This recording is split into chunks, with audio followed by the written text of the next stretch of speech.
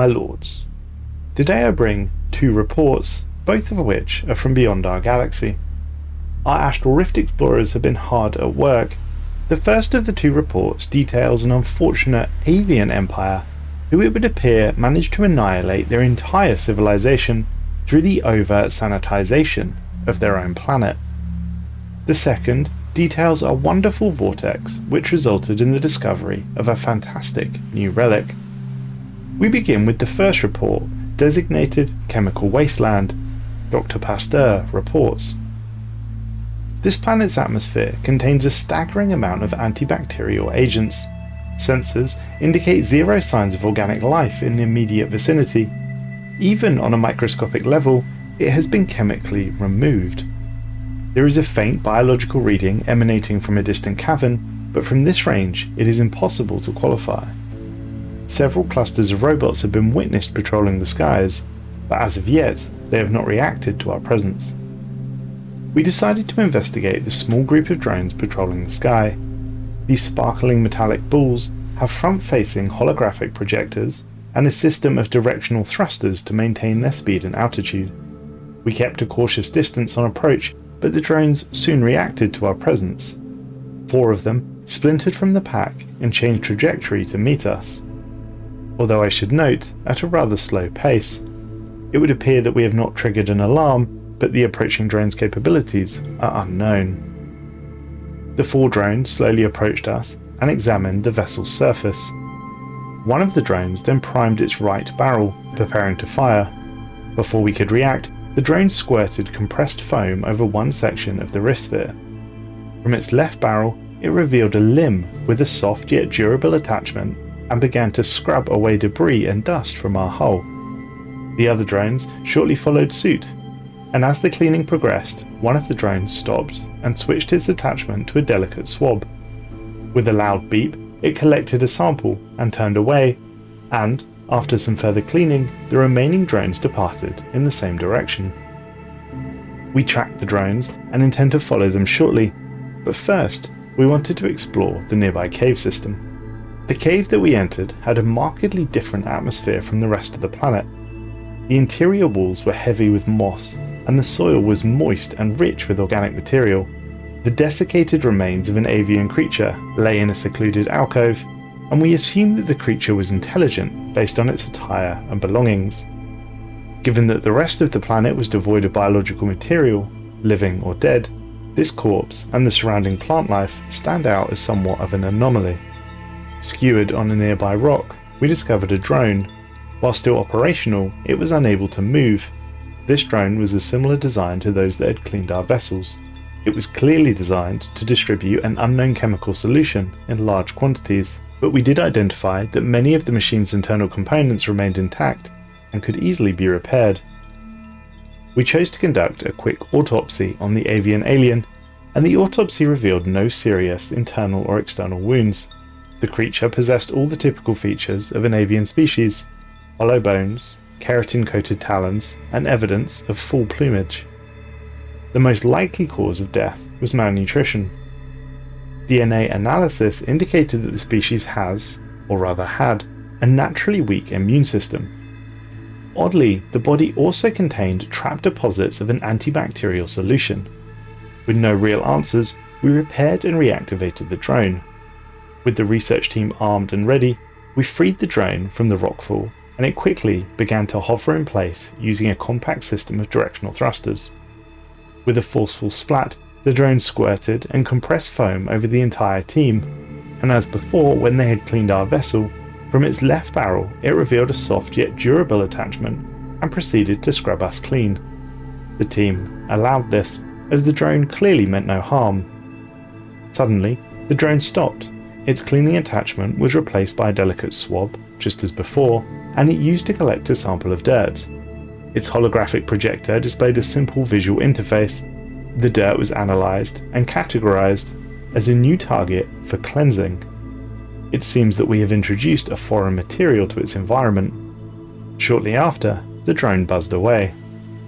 We traced the drone's route back to an advanced facility. Standing tall against the sterile landscape, the building was circled by drones. Each was buzzing between various zones to complete their task. At the heart of the facility was a nexus of scientific equipment and research terminals.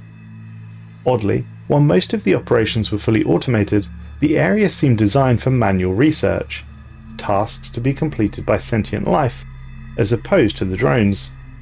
We entered the lab in order to explore further. It became extremely obvious that the lab had been untouched for several years. Unlike the rest of the planet, it was caked in dust and grime. Information gleaned from the illuminated displays confirmed that the drones were fully autonomous cleaning devices. They were assigned to patrol a designated area, sterilize it, and return to the facility when low on power or chemicals. The drones were powered by a variety of renewable energy sources, and their cleaning fluid was recycled from airborne vapor and groundwater, creating a self-sustaining network that can function almost indefinitely. We theorized that the creators of these autonomous drones either left the planet or went extinct, as every biological trace of their existence has been scrubbed away. We soon found the drone that had sampled our hull, and it hovered alone in the laboratory with its holographic projector illuminated, displaying a simple visual interface. Just as before with the drone that we had found in the cave, the substance it had removed from the ship had been analysed and categorised as a new cleaning target. We are a target for cleaning, it would seem. We quickly determined that there was only one conclusion.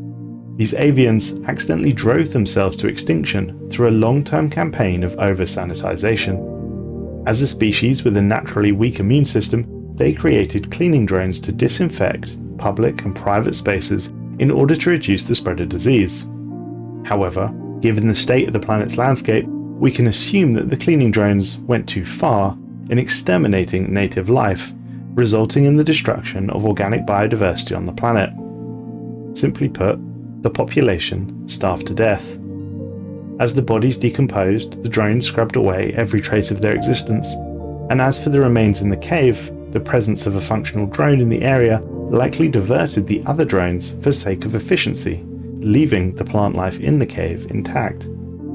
The avian creature must have exploited this programming functionality in order to attempt to survive there, but unfortunately, the cave's meagre plant life could not sustain it indefinitely. We haphazardly shut down the systems within the automated sanitization facility. We began to drain every last generator, power store, and battery, and managed to harvest a significant amount of energy. Furthermore, after some minor adjustments, this refurbished sanitation drone will make for an excellent research assistant, with the ability to collect biological samples, perform high-dexterity tasks, and has the power of independent flight. It has great potential as part of our research team. We disconnected the drone from the sanitation network and installed new features to complement its existing capabilities. We will continue to track its performance as it works alongside our science team. And finally, faced with the risk of a huge number of these autonomous drones swarming us, we decided we should make a quick retreat and have returned back into our plane of existence with our new pet drone. An interesting tale indeed, my lords, and I hope that this would serve as a stark warning for any empire who decides to outsource infrastructure en masse to AI and robots. It can be quite disastrous indeed. The second and final report I have for you today is designated as The Vortex. Dr. Stone reports. We have arrived inside of a violent whirlwind.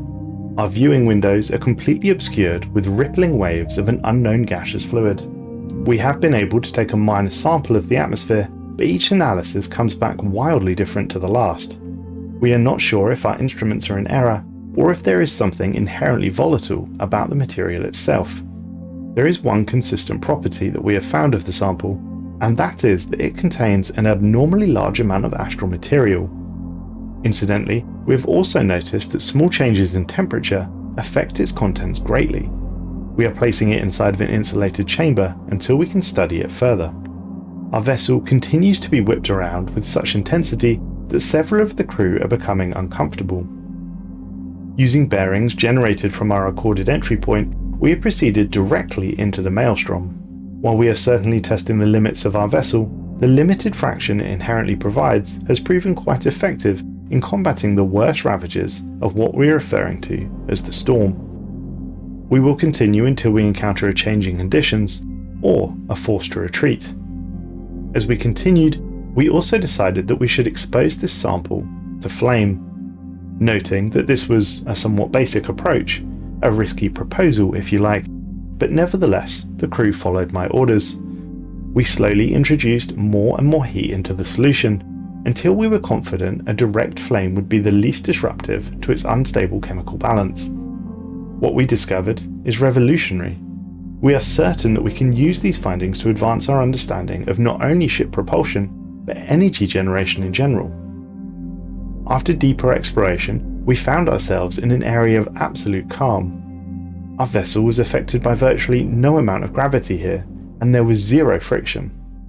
In stark contrast to what we had just experienced, we are now floating inside of a complete vacuum. We have taken this opportunity to make some much needed repairs from the damage suffered inside the storm, and we are now able to look behind us and inspect the wall of the storm at our leisure.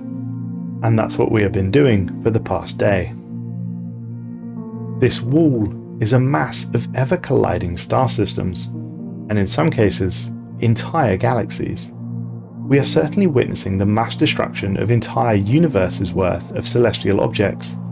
They spin, crash, and explode against one another, leaving clouds of elements of various size behind. How we survived that disaster must be attributed to an extreme amount of luck. We are not sure how long this storm has been brewing. The existence of full-size planets indicates that this is a relatively recent phenomenon, as if this were to continue for a very long time, there would be nothing left but dust. While we sit safely in the vacuum, the storm is beginning to gain in intensity, and our calculations suggest our vessel has a low chance of survival, even at full speed anchor retraction. However, this is not our most important concern. We have found something in the very centre of this calmness. Two somethings to be quite clear. Firstly, there is a device. We are not even fully certain that we are able to observe all dimensions of the object. Many of its geometric shapes break down into fractal patterns that disappear into a single point, making it very difficult to describe the exact architecture of the thing. We do believe that it is a machine and not alive. This is where the second object comes in. There is something manipulating the device. It is clearly a separate entity. It dances and flows along the surface of the machine with incredible ease. If buttons were present on the device, it would appear to be pressing them. We all agree though, there are no buttons. Massive shapes pull and push outward at the being's behest. We do not believe that it has yet noticed us. It seems fully enthralled in its current activities. For all of our crew's combined knowledge, it is incomprehensible in nature. Initially, we observe. We agreed that it was wise not to attract the attention of the entity. The power it must wield to manipulate this machine is inconceivable to us. While dimensions are still difficult to calculate, we are certain that parts of it are easily the size of our entire known galaxy. Strangely, it pulls at us with no force of gravity. We are beginning to think that it is only partly in this dimension, and we are witnessing only an appendage, perhaps like a hand dipped into a pool of water. Our passive observations provided us with some important scientific questions that will surely haunt our Empire's greatest minds for some time. But we felt that we had established all that we could from passive observation, and thus we chose to flash our lights at this creature. We gained its attention and remained fully alert. We flashed a series of lights in all available spectrums. We pulsed them in a simple binary pattern to communicate some form of intent. The being ceased manipulating the device and quickly retracted into a perfectly round sphere of complete darkness. Our first speculation is that it may be imitating us. We have noticed that in the time since it has stopped pulling and pushing the machine, the storm around us has lessened in intensity. We predict it will reach a full stop in momentum in only a few days. But we wonder, will it then collapse inward? We're preparing to retract our anchor at any moment. But then suddenly, the being was gone. It disappeared completely, leaving only the device behind. The storm around us has now lessened to the point where it may be safely navigated, though the sheer scale of cosmic destruction it has left behind is staggering. With the entity now gone, we felt confident enough to approach the device. The material it is made of cannot be splintered or fractured away with any known equipment, and we have no idea what it's made of.